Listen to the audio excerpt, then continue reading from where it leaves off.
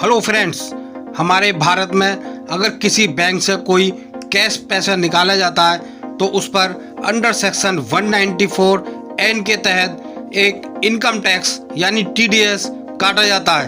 इसी संबंध में मैंने ये वीडियो बनाई है। मैं इस वीडियो में आपको बताऊंगा कितना टैक्स लगेगा आपका और कितनी तक आपकी छूट है कैश विड्रॉल करने में। इसके अलावा किन किन लोगों पर ये टैक्स लगेगा और किन किन लोगों पर ये टैक्स नहीं लगेगा और कौन कौन इसको टैक्स ले सकते हैं, ये सारी डिटेल मैं बताने वाला हूँ इस वीडियो में।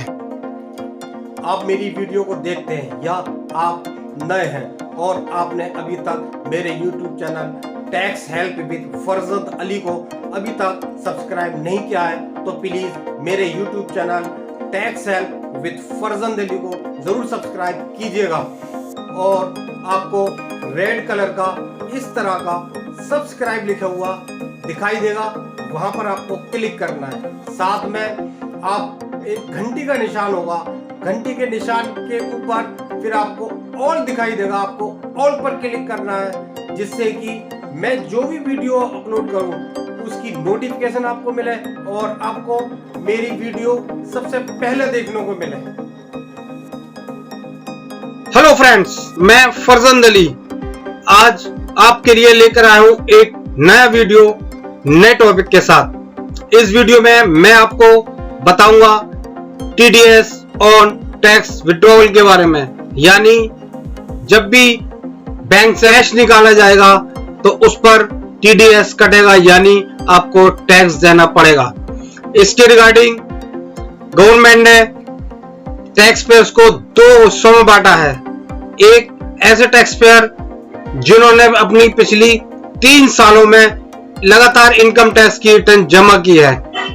दूसरा कैटेगरी है ऐसे लोग जिन्होंने 3 साल या इससे ज्यादा की इनकम टैक्स की रिटर्न जमा नहीं की है। तो मैं बताता हूं आपको कैसे है। सबसे पहले मैं आपको बताता हूं कि ये क्यों लाया गया। ये इसलिए लाया गया जिससे कि कम से कम टैक्स में ट्रांजैक्शन हो, क्योंकि हमारे देश में जो भी 2 नंबर की ट्रांजैक्शन होती है वो सारी की सारी कैश में होती है, तो गवर्नमेंट को पकड़ना बहुत मुश्किल होता है। तो इसलिए गवर्नमेंट ये सेक्शन लेकर आई है, सेक्शन 194(n). 2019 के बजट में ये गवर्नमेंट लेकर आई थी और ये 2020 से एप्लीकेबल है। अब मैं आपको बताता हूं सेक्शन 194(n) क्या है। TDS on cash withdrawal exceed 1 crore in budget 2020, the threshold limit for TDS under section 190(n) is reduced to 20 lakh for taxpayer who have not filed their income tax return for past 3 years। यानी जो लोग 3 साल से return जमा नहीं कर रहे हैं उनकी जो थ्रेशोल्ड लिमिट होगी 20 लाख रुपए की होगी। अगर 20 लाख रुपए से ज्यादा वो बैंक से कैश निकालते हैं तो उनको टैक्स देना पड़ेगा, यानी उनका TDS कटेगा। और ऐसे टैक्स पेयर जो 3 साल या इससे ज्यादा से लगातार अपनी इनकम टैक्स की रिटर्न जमा कर रहे हैं तो उनकी थ्रेशोल्ड लिमिट होगी 1 करोड़, यानी 1 करोड़ से ज्यादा अगर वो कैश निकालते हैं बैंक से तो उनको TDS देना पड़ेगा। कि सेक्शन 194(n) में कौन कौन है ऐसे लोग हैं जिनको ये TDS देना पड़ेगा। The section will apply to withdrawal made by any taxpayer including an individual, यानी कोई व्यक्ति, a Hindu undivided family, यानी एक Hindu undivided family, a company, एक कोई कंपनी, a partnership firm और an LLP, कोई भी पार्टनरशिप फर्म हो या LLP हो, an association of person और body of individual, यानी कि कोई इंडिविजुअल्स की बॉडी हो, ये टैक्स पे करेंगे। But it shall not apply if payment is made. अगर पेमेंट इनमें से किसी को दिया जा रहा है तो ये इस सेक्शन में शामिल नहीं किए जाएंगे। जैसे गवर्नमेंट, अगर गवर्नमेंट कोई कैश निकालती है तो वो इसमें एप्लीकेबल नहीं है, उस पर ये सेक्शन नहीं है, उस पर टीडीएस नहीं कटेगा। एनी बैंक, कोई भी बैंक अगर कैश निकालती है किसी दूसरे बैंक से तो पैसे नहीं लेंगे, चाहे वो प्राइवेट बैंक हो या पब्लिक सेक्टर बैंक हो। अ कोऑपरेटिव बैंक, कोई कोऑपरेटिव बैंक हो। अ पोस्ट ऑफिस, कोई भी पोस्ट ऑफिस हो। Business correspondent of banking company, white level ATM operator of any banks, specified trader और commission agent operating under the agriculture produce market committee, vide notification number 70/19 income tax dated 20 सितंबर 2019। मैंने आपको बताया कि ये 7 लोग हैं। अगर ये बैंक से कोई कैश विड्रॉल करते हैं तो इनको टीडीएस नहीं देना होगा, इनका टीडीएस नहीं कटेगा। अब मैं आपको बताता हूं कि थ्रेशोल्ड लिमिट की कैलकुलेशन कैसे होगी। How to calculate the threshold limit. The payer shall deduct tax while making payment to any individual in cash from the individual's bank account on the account over ₹1 crore। यानी कोई भी अपने account से 1 करोड़ रुपए से ज्यादा कोई पैसा निकालता है, कैश विड्रॉल करता है, तो उसको टीडीएस देना पड़ेगा। अब हम यहाँ पर ये देखते हैं कि अगर उसकी अलग अलग बैंक हैं, कई बैंक हैं, तो उस केस में क्या होगा। उस केस में यह है the limit of ₹1 crore in the financial year is with respect to per bank और per post office account and not per the tax payers account. यानी अगर किसी का एक बैंक में अकाउंट है तो उसका 1 करोड़ तक के लिए उसको थ्रेशोल्ड लिमिट होगी।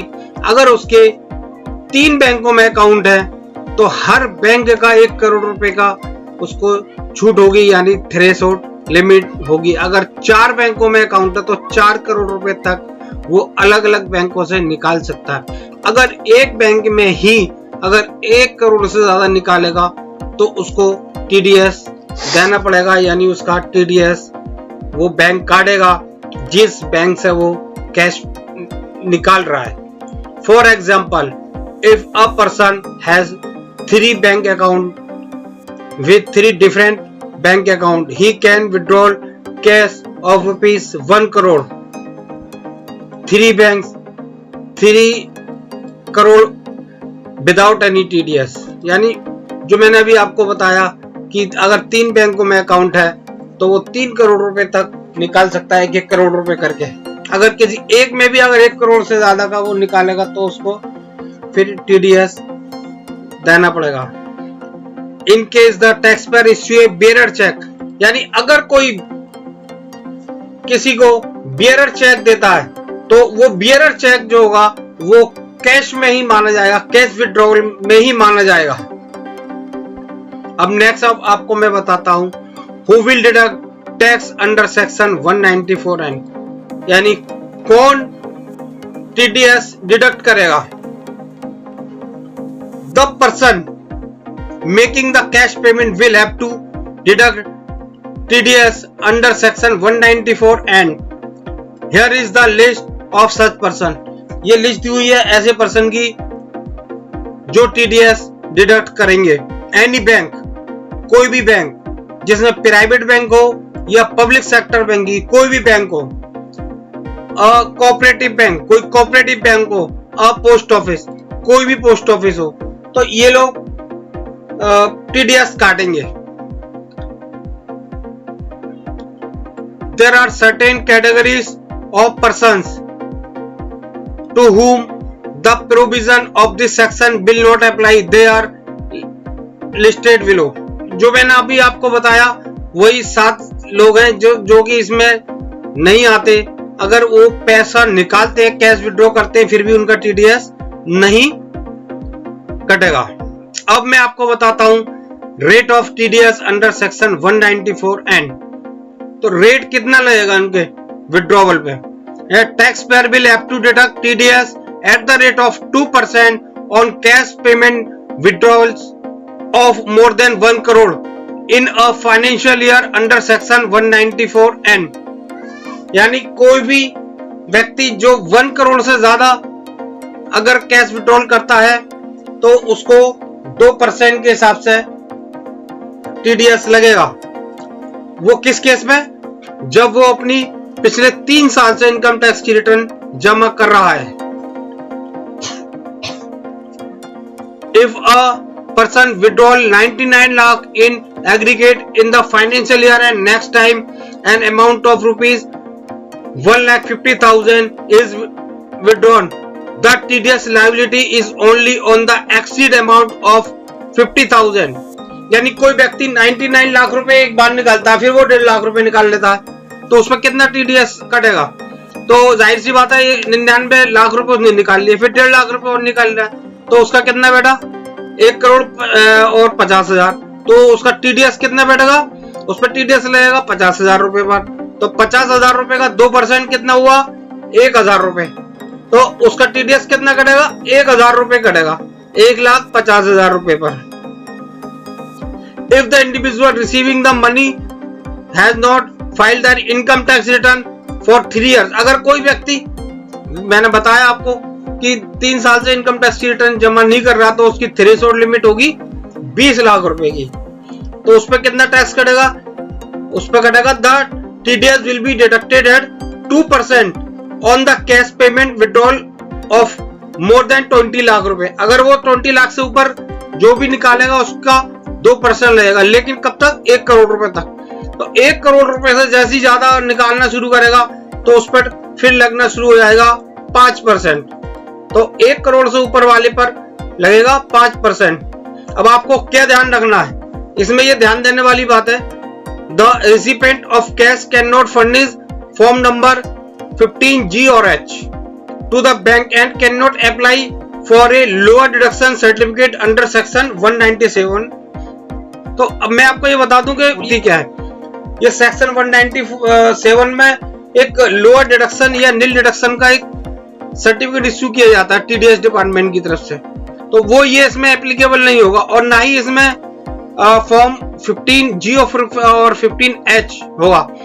ये 15G और H जब होता है तब किसी को टीडीएस नहीं कटवाना होता है। इसके लिए मैंने एक अलग से वीडियो बनाई है, तो वो आप देख सकते हैं कि ये सेक्शन 15G और H में क्या होता है और कब इसका फॉर्म जमा होता है।